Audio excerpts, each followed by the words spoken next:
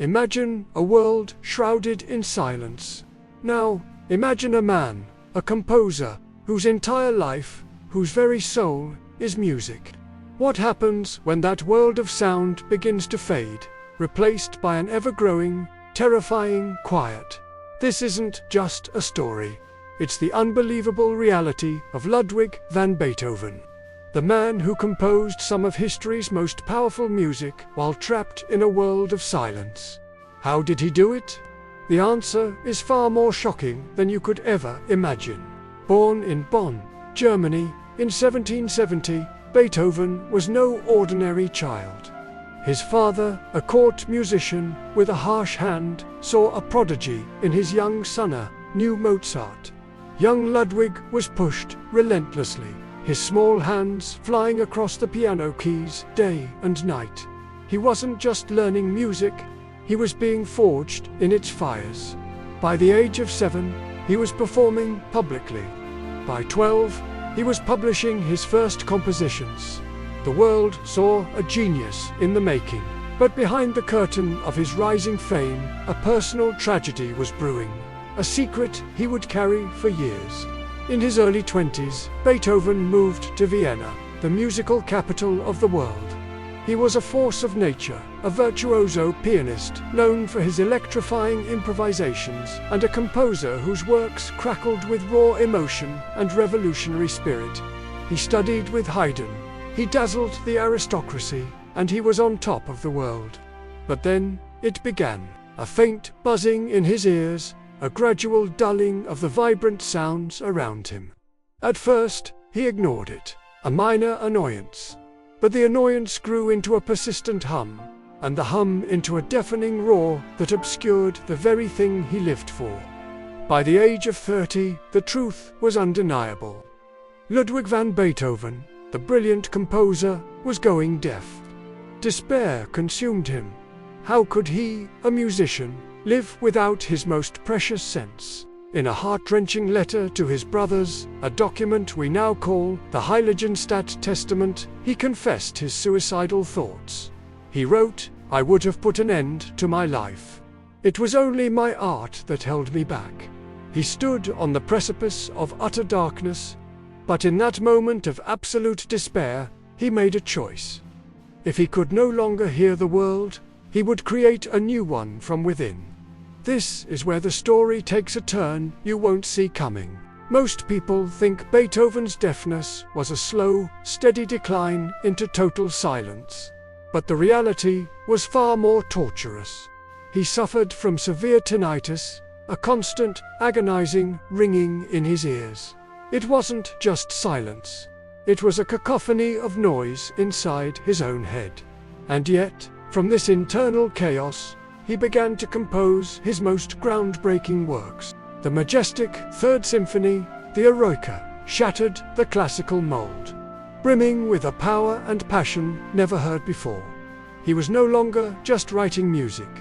He was waging a war against his fate, and every note was a battle cry. As his hearing worsened, his methods became unconventional.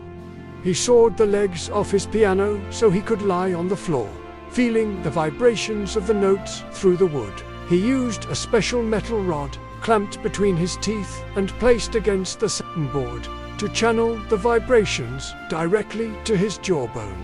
He was a man possessed, driven by an unstoppable force. His music grew more intense, more complex, more emotional. The iconic opening of his Fifth Symphony, those 4 thunderous notes, Dodadum, often interpreted as fate knocking at the door. He wasn't just composing, he was narrating his own heroic struggle. But how could he compose intricate, multi-layered symphonies without hearing a single note? The answer lies in his genius.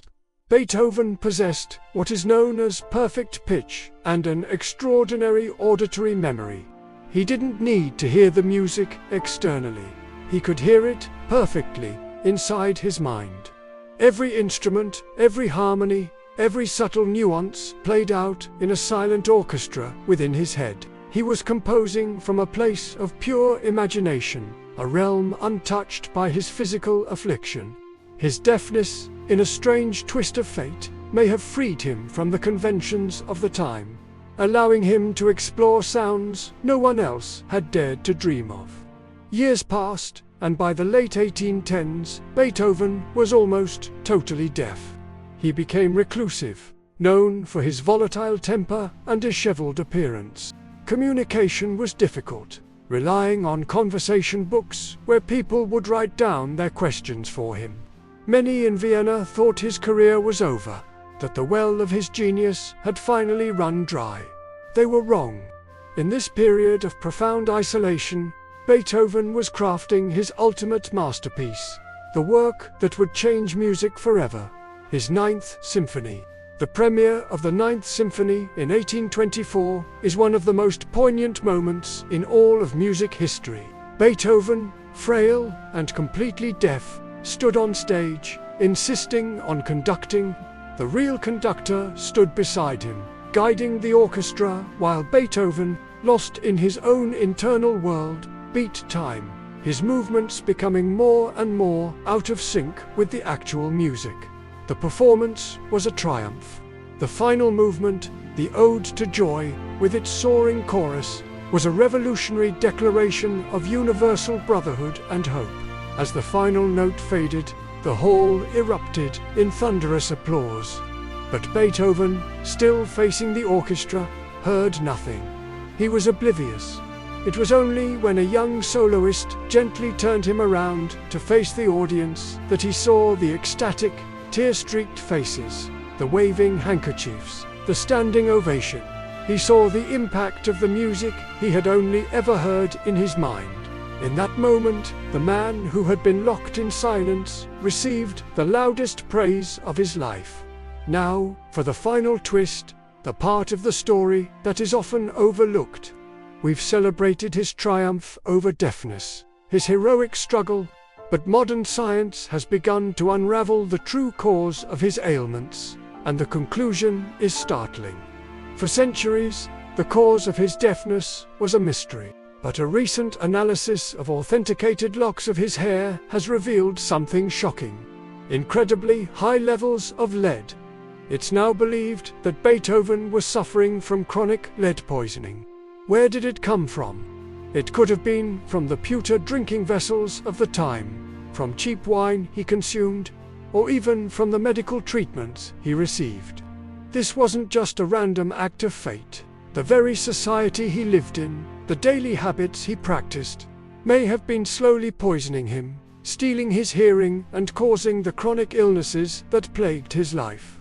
The composer who defied fate may have actually been the victim of a silent, environmental killer. His epic battle wasn't just against an internal demon, but an external poison he never knew was there. Beethoven didn't just overcome silence. He created immortal beauty while his own body was being silently destroyed. Thank you so much for watching. If this story moved you, please hit that like button. Drop a comment with your thoughts, and don't forget to subscribe to Impact Figures for more stories of the incredible people who shaped our world. See you next time.